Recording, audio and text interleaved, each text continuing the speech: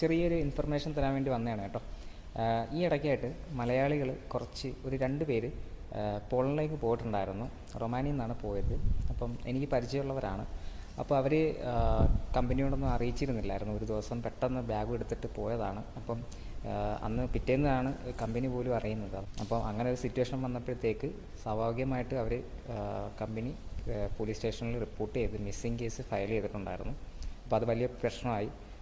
അവസാനം അത് എയർപോർട്ടിൽ ഇവരെത്തിയപ്പോഴത്തേക്ക് അവരെ പിടിച്ചിട്ട് നാട്ടിലേക്ക് ഡീപ്പോർട്ട് ചെയ്യേണ്ട ഒരു അവസ്ഥയുണ്ടായി.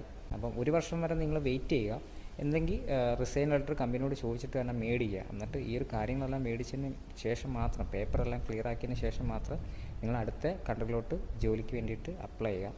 അപ്പോൾ ഈ ഒരു വീഡിയോ നിങ്ങളുടെ ഫ്രണ്ട്സിനൊക്കെ ഒന്ന് ഷെയർ ചെയ്ത് കൊടുക്കുക.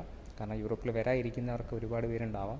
അപ്പോൾ അവർക്കൊക്കെ അറിയാൻ മേലാത്തൊരു കാര്യമാണ്. ഇതിപ്പോൾ ഇങ്ങനൊരു സംഭവം നടന്നുകൊണ്ടാണ് ഞാൻ ഇങ്ങനൊരു വീഡിയോ ചെയ്യുന്നത്.